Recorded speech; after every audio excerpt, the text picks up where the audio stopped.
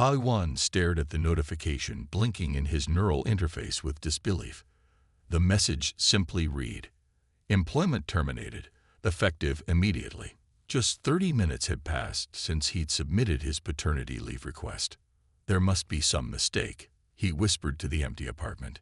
He sat at his workstation, surrounded by half-empty coffee cups and scattered data chips.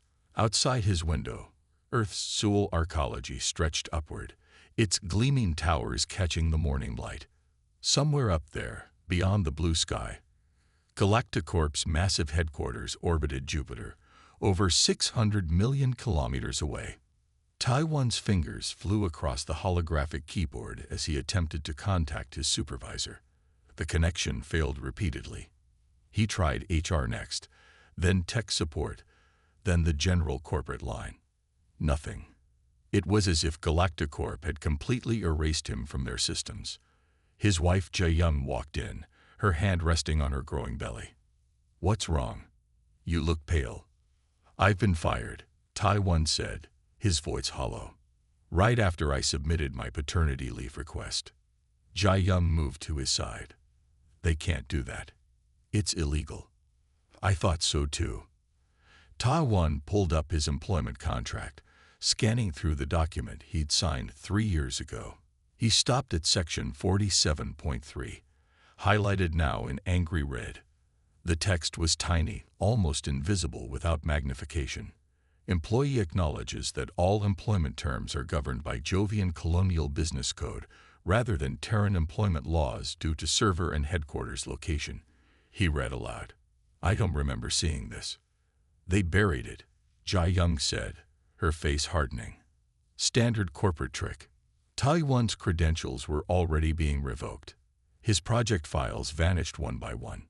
5 years of work disappearing before his eyes. His wrist communicator chimed with a new message. "Please return all company equipment within 24 hours or face legal penalties."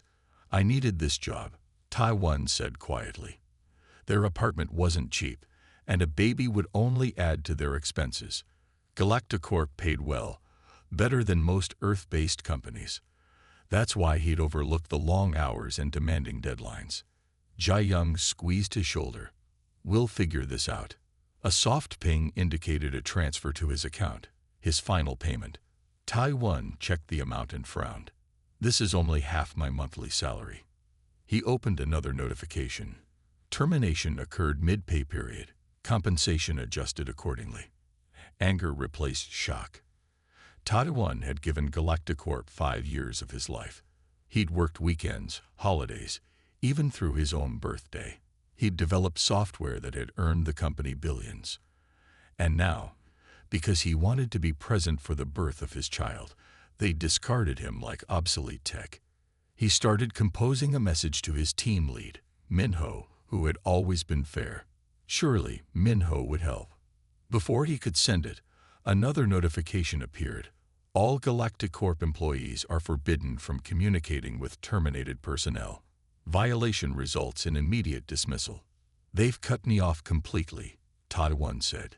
He began packing up his company equipment, the neural enhancer, the quantum processor, the holographic displays. Each item represented thousands of credits he couldn't afford to replace.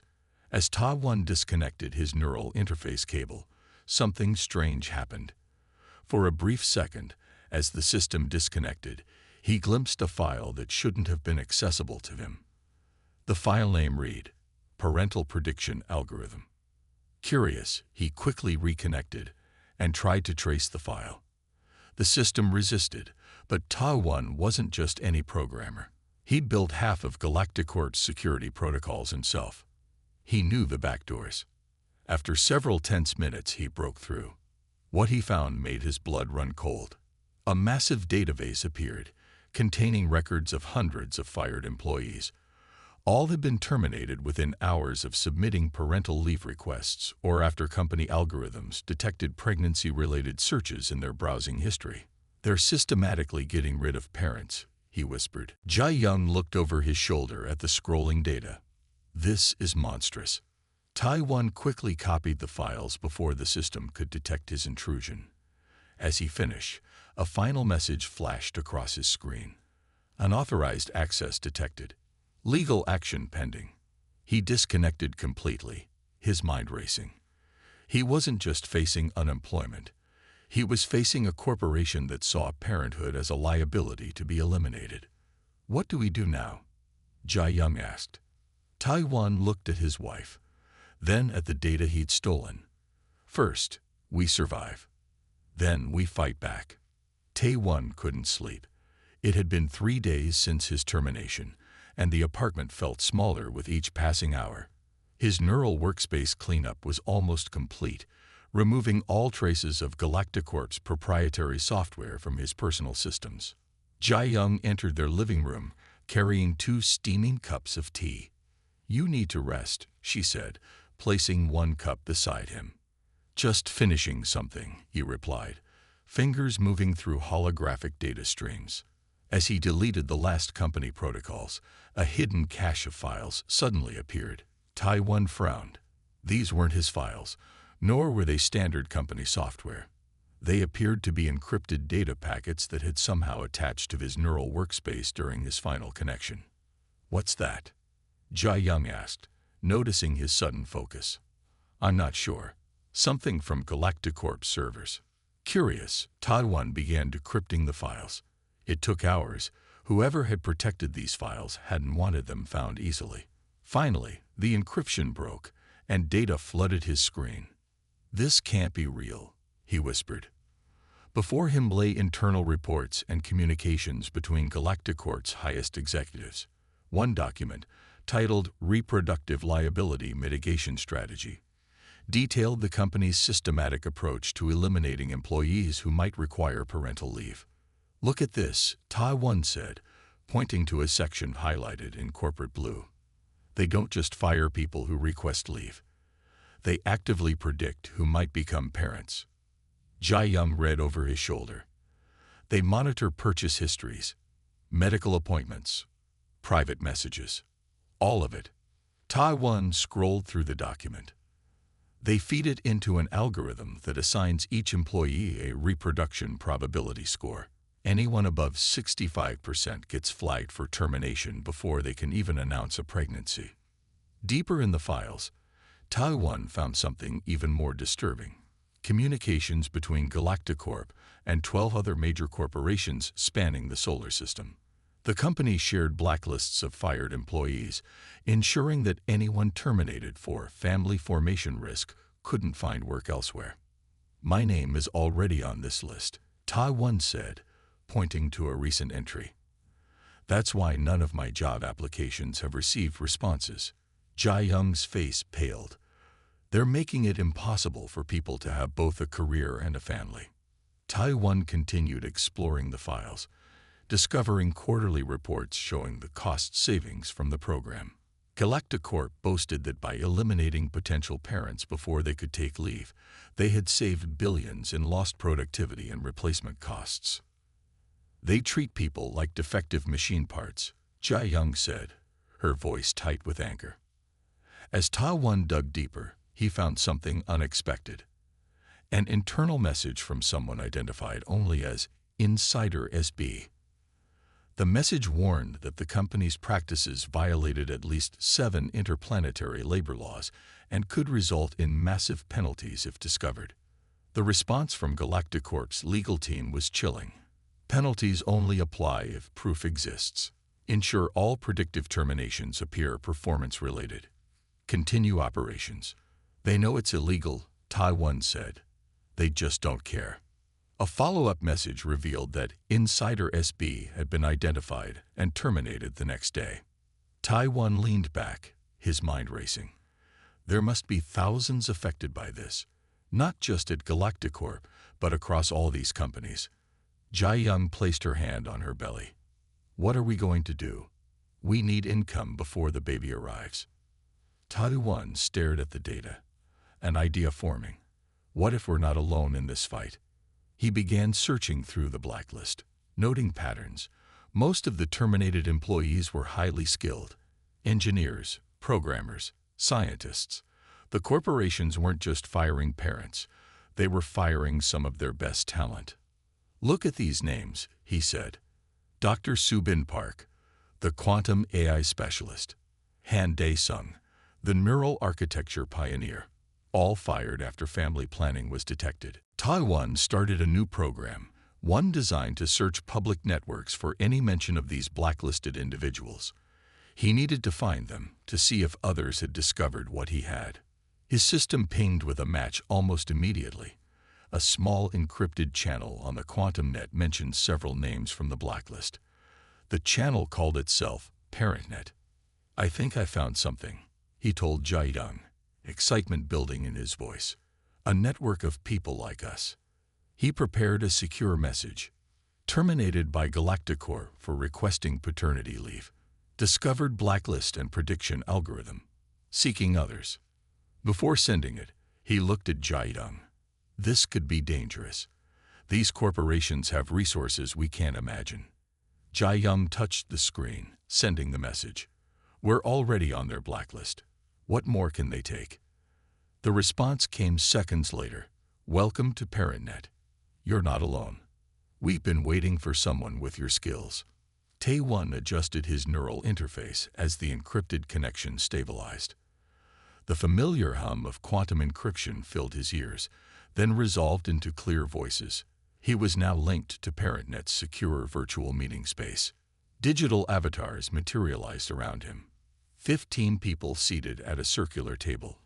Each representation was simple, minimalist, revealing nothing about their physical locations. Only names appeared above each figure.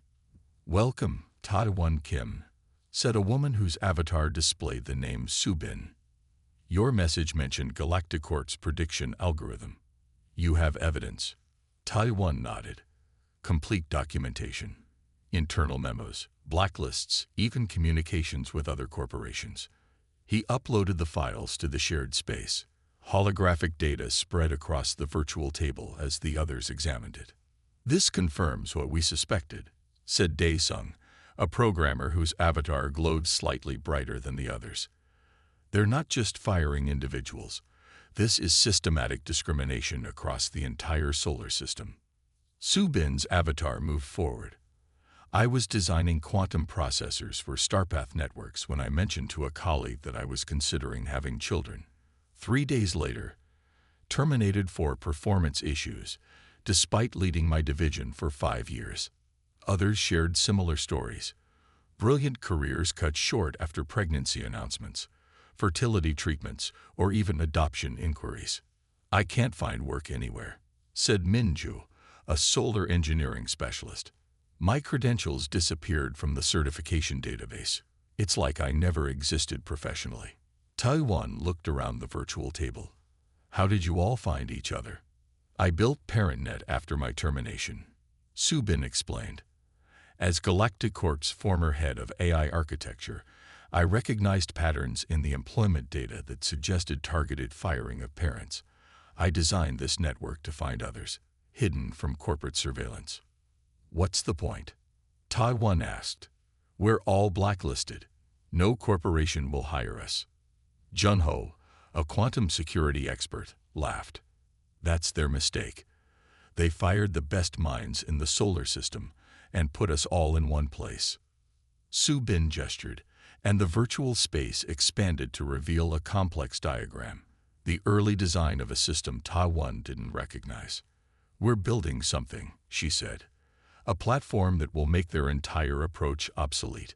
The diagram showed an interconnected web of nodes spreading across the solar system. It looked like a decentralized network, but with components Tae-won had never seen before. What is this? He asked. We call it QRADL, Subin said. Cooperative Remote Application for Decentralized Labor Equity. A new way of working that they can't control. Tae-won studied the design. This incorporates blockchain technology for contracts. But what's this neural component? That's where we need your help, Subin said. Your work on adaptive interfaces at Galacticorp was groundbreaking. We need someone who understands how to make complex systems accessible to ordinary users. The basic structure works, Dae-sung added, but it's too complex for most people. You could bridge that gap. Taiwan's mind raced with possibilities. You want to create an alternative employment system, outside corporate control. Su Bin nodded. Exactly. A platform where work is valued regardless of who performs it or when. Where taking time for family isn't punished but accommodated. The corporations control everything, Taiwan said. The orbital stations, the Mars colonies, the mining operations. How can we compete? Minju spoke up. They control the infrastructure, yes, but they don't own human creativity or innovation. That's what we're betting on. Junho added, we've been pooling resources. Many of us had emergency funds. Others have found small freelance jobs that fly under the corporate radar.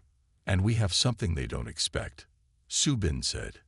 Desperation and time. When you're blacklisted with a baby on the way, you work harder than any corporate employee ever would. Taiwan looked around at these strangers who shared his situation. Engineers, scientists, designers, all cast aside because they dared to have families. My wife is due in 4 months, he said. I need income soon. We all have similar deadlines, Su Bin replied. That's why we're accelerating development. With your help, we could launch a basic version within 3 months. Taiwan considered the risks. If the corporations discovered ParentNet, they could face serious legal consequences.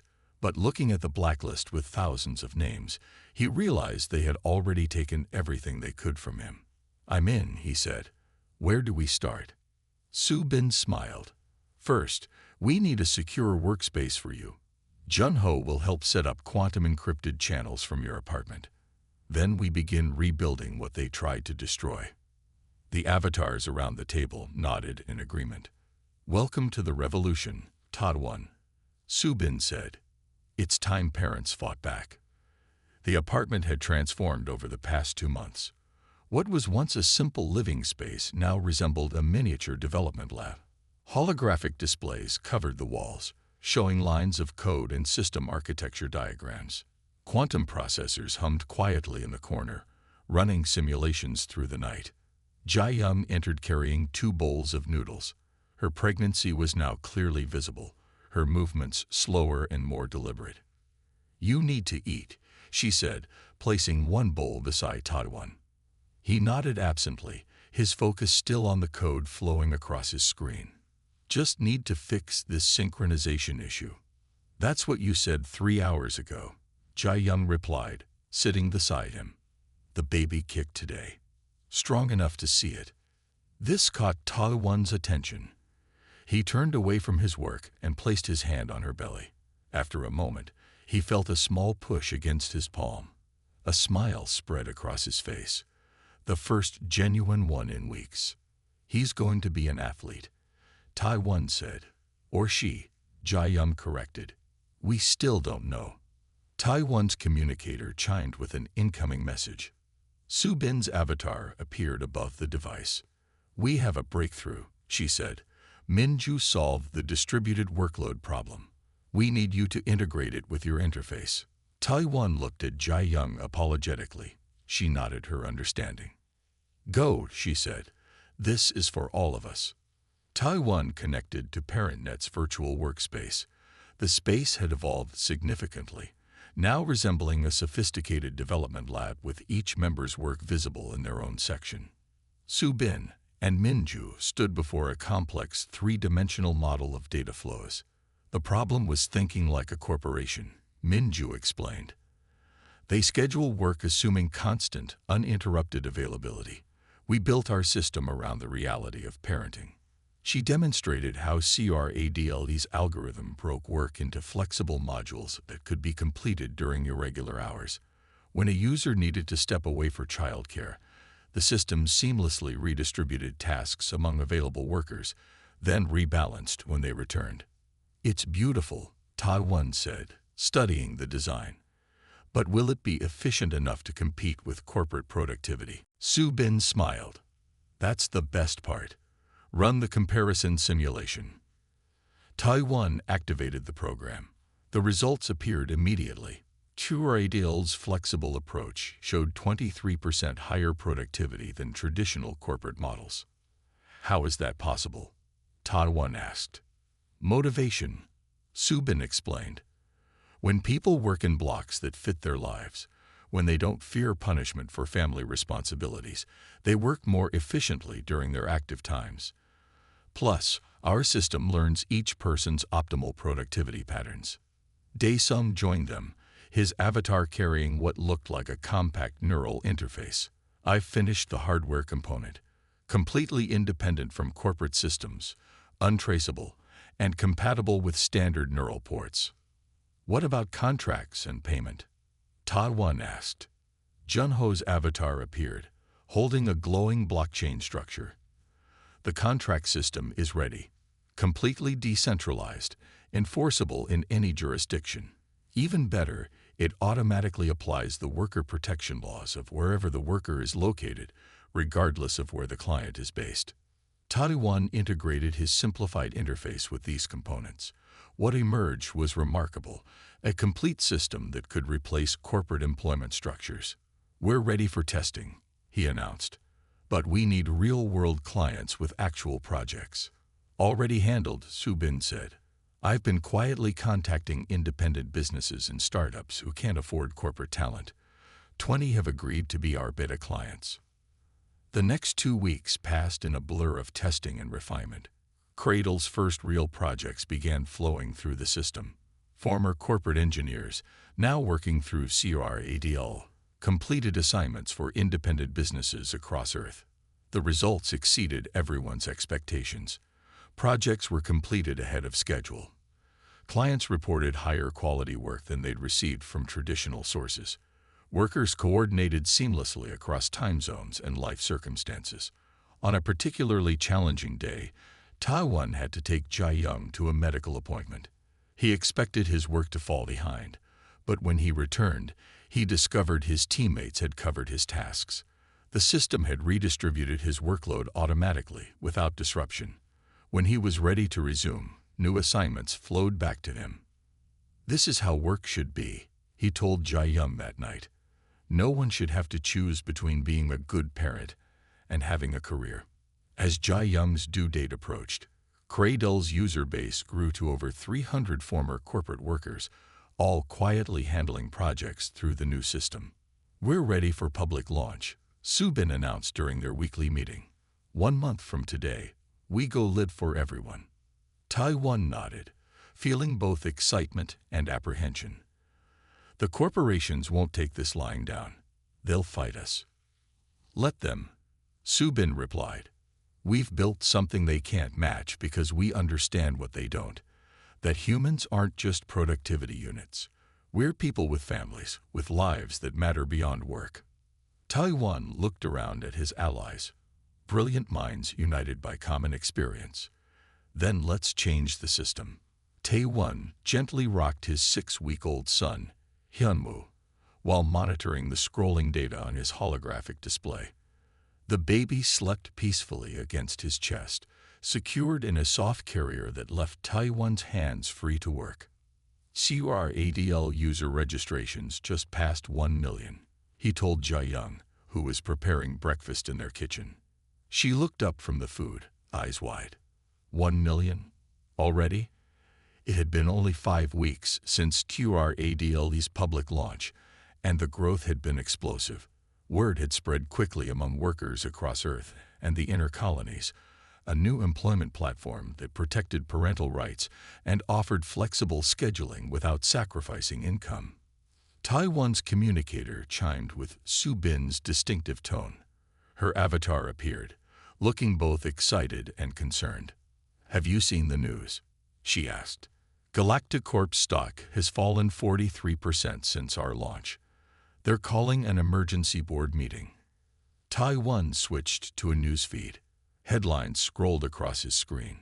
Mass exodus from major corporations as workers relocate to NEWP Lightforum and GALACTICORP struggles as top talent deprivatis.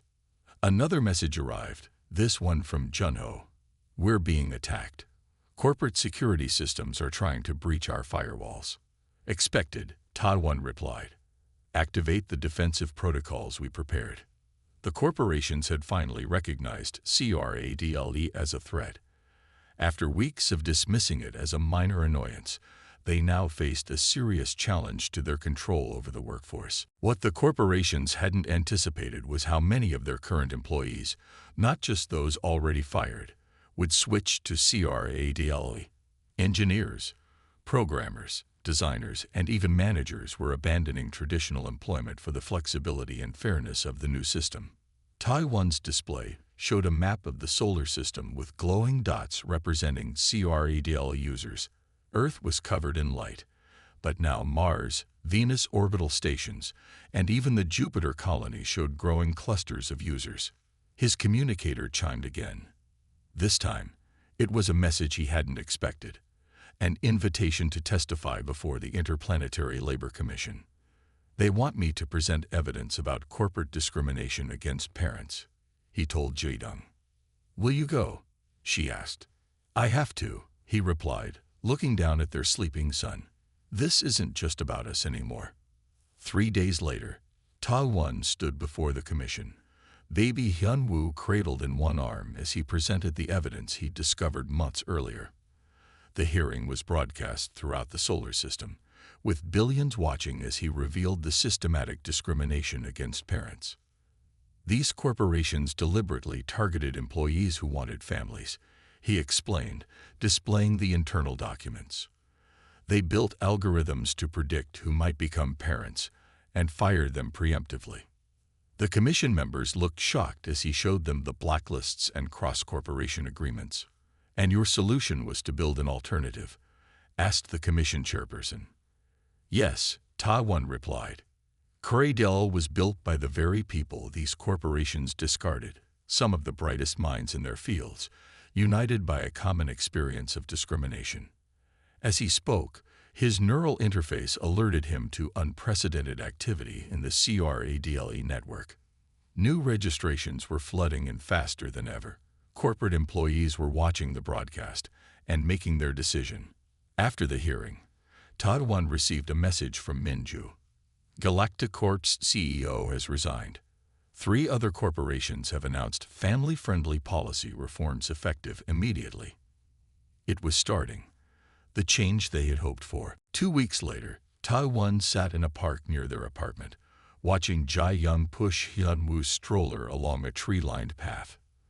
His neural interface displayed job offers that had arrived that morning. Surprisingly, many came from the very corporations that had blacklisted him. Galacticorp's new leadership had sent a particularly desperate plea, offering triple his previous salary and complete schedule flexibility. Taiwan declined them all with a simple message: I'm committed to CRADLE. He joined Ji-young on a bench overlooking the city. In the distance, construction crews were dismantling parts of the corporate arcology towers. With remote work now the norm for many, companies were downsizing their physical footprints. Did you ever imagine this would happen? Jae-young asked, gently rocking the stroller. Never, Taiwan admitted. I just wanted to be present for our baby. His communicator chimed with a message from Subin, Interplanetary Labor Commission, just passed the Family Protection Act. Corporations can no longer discriminate based on parental status. They're calling it the CRADLE law. Taiwan smiled as he looked at his son. The world Hyunwoo would grow up in would be different, one where parents didn't have to choose between their careers and their families. Later that evening, as Taiwan logged in for his daily CRADLE work session, he noticed something remarkable.